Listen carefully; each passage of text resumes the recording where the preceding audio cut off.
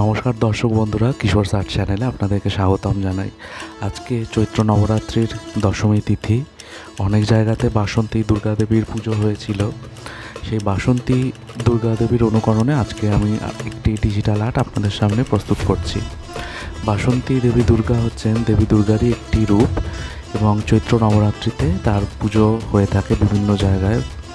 আমি যে ডিজিটাল আর্টটি করেছি, এটি করতে আপনারা বিশ্বাস করবেন না, অনেক কম সময় লেগেছে। তার কারণ হলো, এর আগের একটি ভিডিওতে আমি বলেছিলাম যে আমার একজন বন্ধু বলেছিল যে ডাইরেক্ট স্কেচ না করে রং অ্যাপ্লাই করে যে কোনো ফিগার ড্র করতে।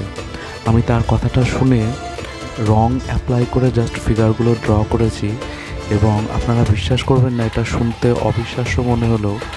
যে আঁকাগুলো আঁকতে আমার 12 ঘন্টা 13 ঘন্টা সময় লেগে যেত আগে, এই আঁকাটা আঁকতে আমার মাত্র 3-4 ঘন্টা সময় লেগেছে। মানে অনেক কম টাইম লেগেছে এবং দেখছি যে এইভাবে আঁকলে খুব সুবিধাও হচ্ছে আমার। তো আপনারা দেখতে থাকুন যে ডিজিটাল আর্টে বাসন্তী দেবী দুর্গাকে আমি কীভাবে প্রেজেন্ট করেছি।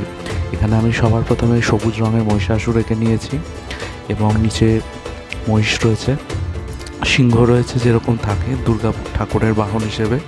এবং মা দুর্গার বডিটা ফিগারটা আমি একটু গোলু ডলের মতো করার চেষ্টা করেছি।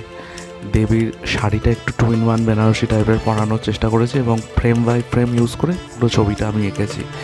আপনারা কমেন্ট করে জানাবেন আপনাদের কেমন লাগলো। আসুন ভিডিওটি দেখতে থাকি।